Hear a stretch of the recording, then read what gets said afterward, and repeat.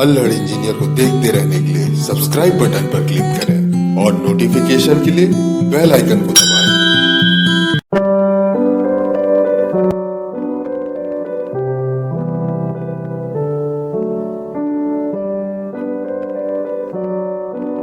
नमस्कार दोस्तों, सबसे पहले तो अल्हड़ इंजीनियर की तरफ से आप सबको ईद की बहुत सारी बधाइयां।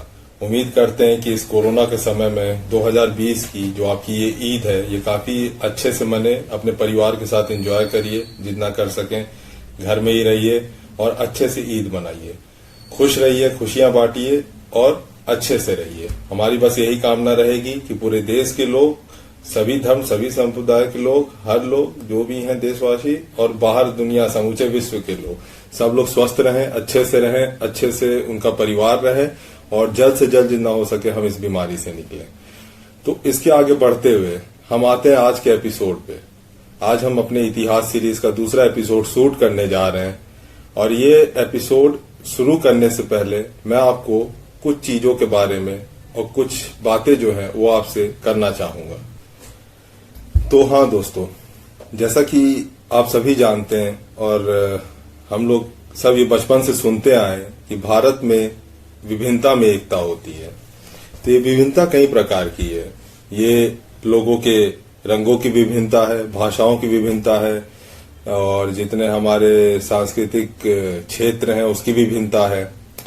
तो इस तरह कई विभिन्नताओं में हम मिले हुए हैं, इसलिए विभिन्नता में एकता कहा जाता है। तो आज हम बात करेंगे अपने उत्तरी पूर्व भारत के एक हिस्से के बारे में जिसका नाम है मेघालय। बहुत ही सुंदर जगह है, आप लोग जाइए, वहां घूम के आइए। बहुत ही अच्छी जगह है। ये 7 सिस्टर्स में से एक है और हमारे नॉर्थ ईस्ट का एक बहुत अभिन्न हिस्सा है मेघालय। तो आज हम मेघालय के बारे में कुछ बात शुरू करते हैं। तो मेघालय में एक ट्राइबल समूह है जिसे खासी समूह कहते हैं।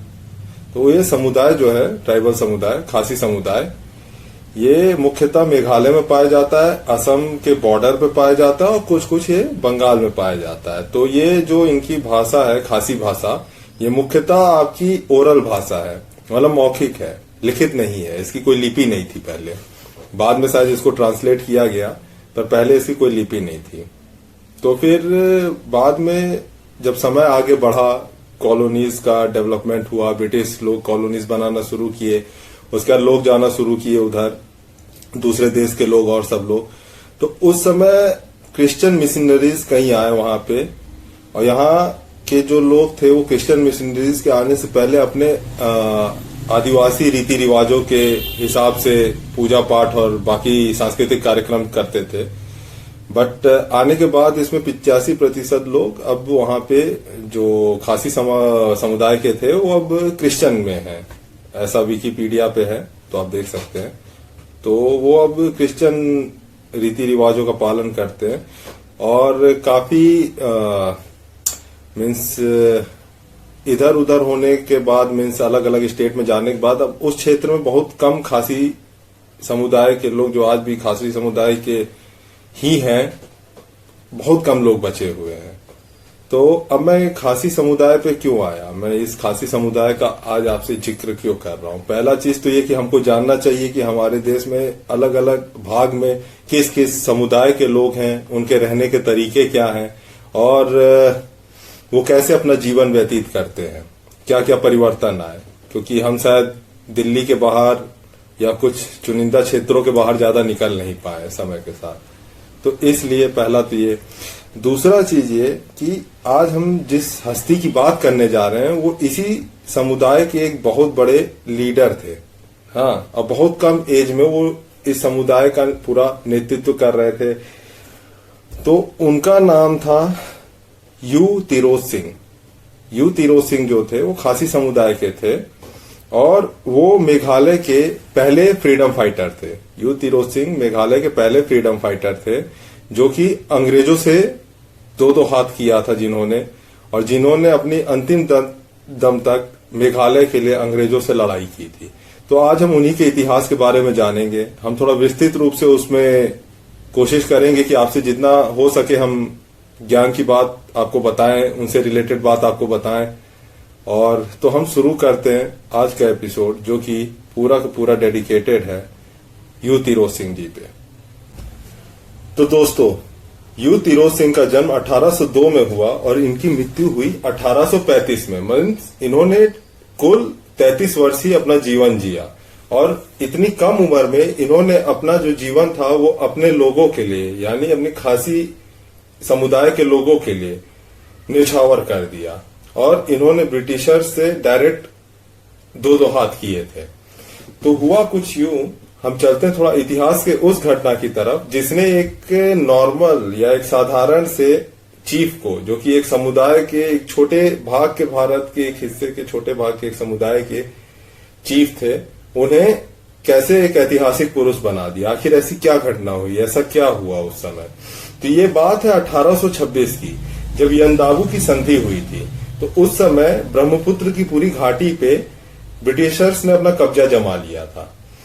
तो उनके कब्जे वाले क्षेत्रों में दो क्षेत्र थे उस समय उधर के, जहां पे उनका मेन, आप कह सकते हैं, मुख्य हेडक्वार्टर टाइप का था।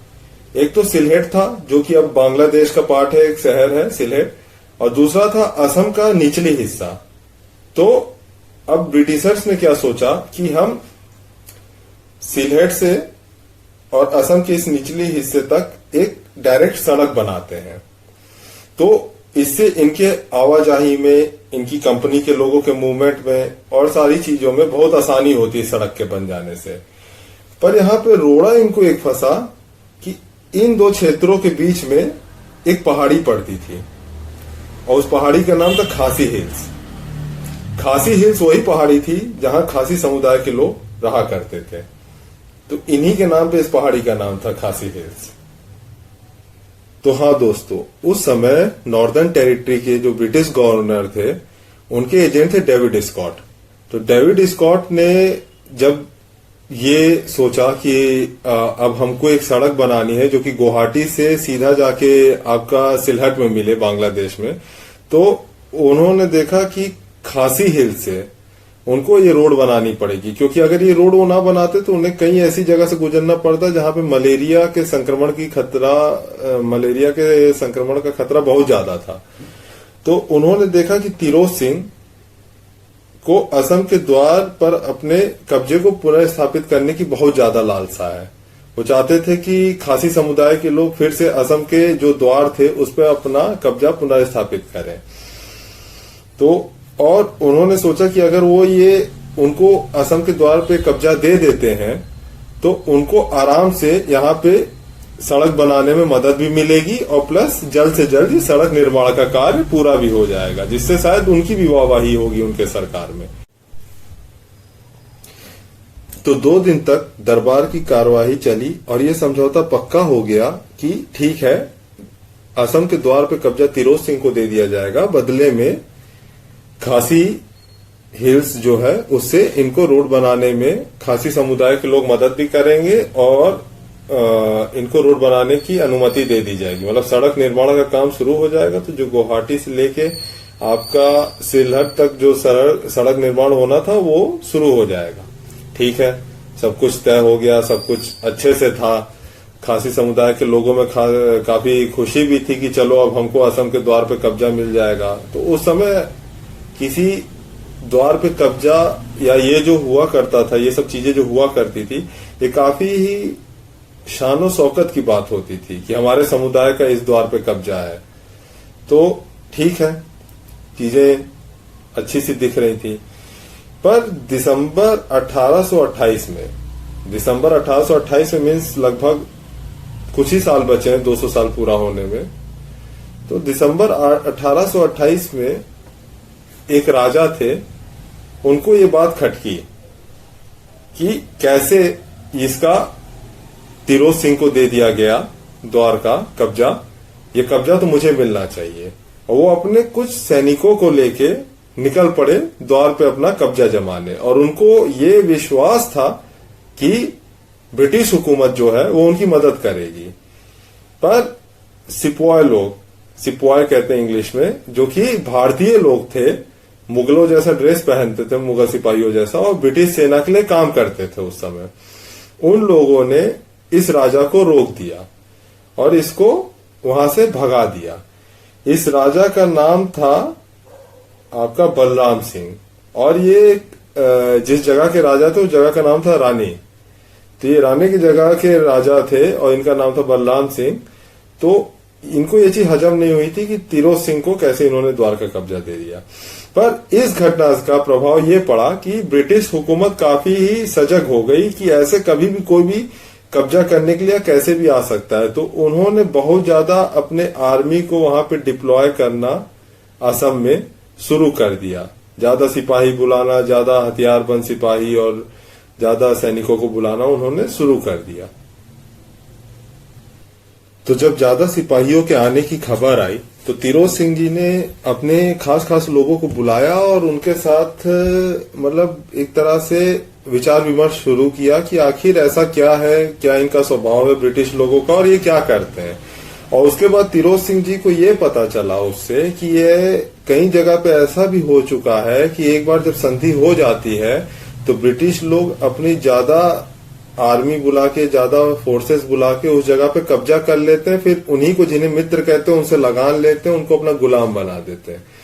तो तिरोत सिंह जी को कभी भी ये पसंद नहीं था कि एक द्वार पे कब्जा भर के लिए उनकी जो आवाम है, उनके जो लोग हैं और जो उनका खासी हिल्स है, जो उनका खासी हिल्स है, वो हमेशा के लिए इन ब्रिटिश गवर्नमेंट के लालची लोगों के अंडर चला जाए। तो उसके बाद एक दिन और उन्होंने दरबार बुलाई जिसमें सब लोग आए और उन्होंने उसमें यह आदेश दिया ब्रिटिश लोगों को कि आप लोग जितना जल्दी हो सके नोंगख्लो एक जगह है जो कि आपका वेस्ट खासी हिल्स में आता है, वहां से जितनी जल्दी हो सके आप लोग यहां से निकल जाइए।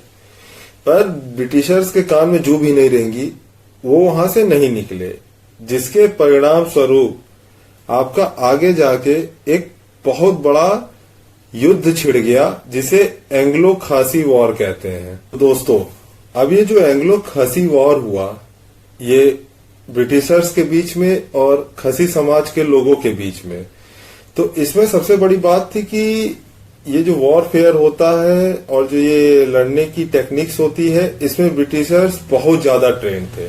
इनके पास ऐसे हथियार थे कि ये दूर से गोलियां मार सकते हैं, इनके पास बंदूक थी, तोपे थे, तो ये काफी दूर से हमला करके काफी क्षति पहुंचा सकते थे। पर खसी समुदाय के लोगों के पास इतनी सुविधा नहीं थी, वो तलवार से, ढाल से और तीर कमान से लड़ते थे।